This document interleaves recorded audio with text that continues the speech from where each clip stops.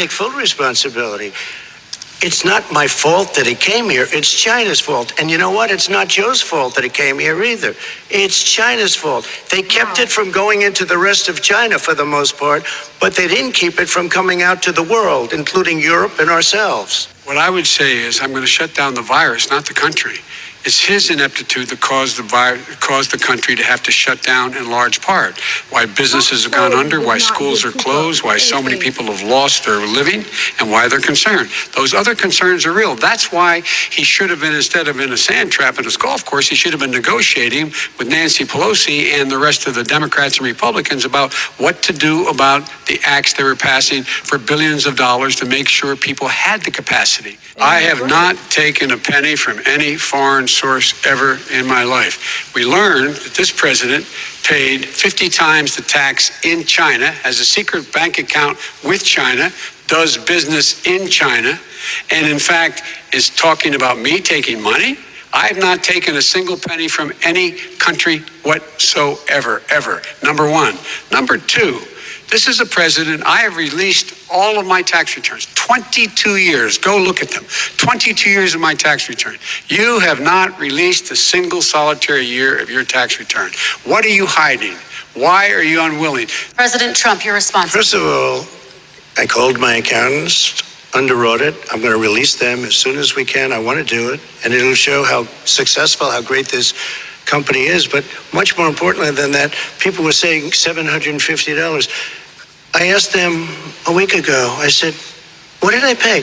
They said, sir, you prepaid tens of millions of dollars. I prepaid my tax. Tens over the last number of years. Tens of millions of dollars I prepaid. Nobody has done more for the black community than Donald Trump. And if you look, with the exception of Abraham Lincoln, possible exception with the exception of Abraham Lincoln, nobody has done what I've done. I am the least racist person. I can't even see the audience because it's so dark, but I don't care who's in the audience. I'm the least racist person in this room. Okay, Vice President Biden, let me ask you very quickly, and then I have a follow-up question for you. Abraham Lincoln here is one of the most racist presidents we've had in modern history. He pours fuel on every single racist fire. Every single one. Started off his campaign coming down the escalator saying he's going to get rid of those Mexican rapists.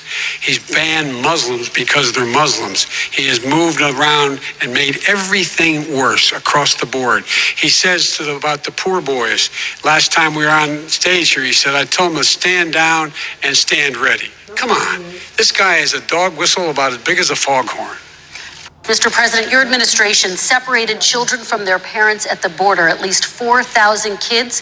You've since reversed your zero-tolerance policy, but the United States can't locate the parents of more than 500 children. So how will these families ever be reunited?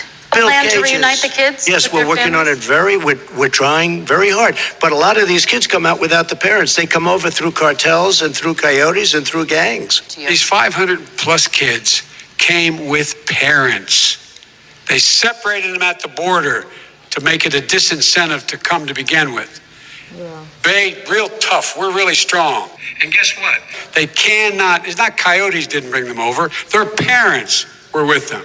They got separated from their parents. And it makes us a laughing stock and violates every notion of who we are as a nation. Let me ask you a follow-up question. They did it. We changed the policy. Your response to that? We did not. They built the cages. Who built the cages, Joe? Let's talk about what we're talking about. Who built the cages, Joe? Let's talk about what we're talking about. What happened?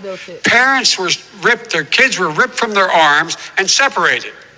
And now they cannot find over 500 of sets of those parents, and those kids are alone. Nowhere to go.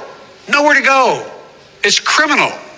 It's criminal. No one should be going to jail because they have a drug problem. They should be going to rehabilitation, not to jail. We should fundamentally change the system, and that's what I'm going to do. But why didn't he do it 4 years ago? Why didn't you do that 4 years ago, even less than that? Why didn't you? You're vice president. You keep talking about all these things you're going to do, and you're going to do this, but you were there just a short time ago, and you guys did nothing. We did. You know, Joe, I ran because of you. I ran because of Barack Obama, because you did a poor job. If I thought you did a good job, I would have never run. I would have never run. I ran because of you. I'm looking at you now. You're a politician. I ran because of you. All right, Vice President Biden, your response to that, and then I do have some questions for both of you. Well, I tell you what, I hope he does look at me, because what's happening here is, you know who I am, you know who he is, you know his character, you know my character, you know our reputations for honor and telling the truth. I am anxious to have this race. I am anxious to see this take place. The character of the country is on the ballot. Our character is on the ballot. Look at us closely. We have to make a country totally successful as it was prior to the plane coming in from China. Now we're rebuilding it, and we're doing record numbers, 11.4 million jobs in a short period of time, etc. Success is going to bring us together. We are on the road to success, but I'm cutting taxes, and he wants to raise everybody's taxes, and he wants to put new regulations on everything. He will kill it. If he gets in, you will have a depression, the likes of which you've never seen. I'm an American president. I represent all of you, whether you voted for me or against me. And I'm going to make sure that you're represented. I'm going to give you hope. We're going to move. We're going to choose science over fiction. We're going to choose hope over fear.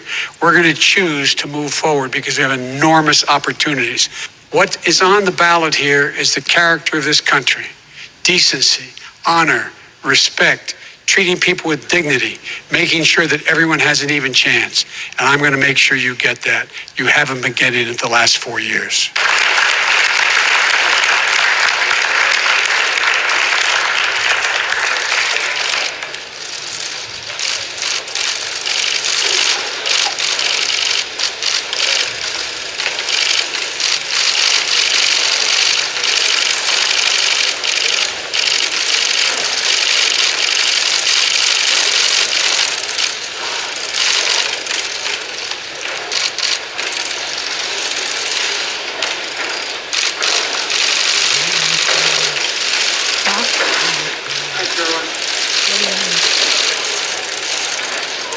What do you mean, mister?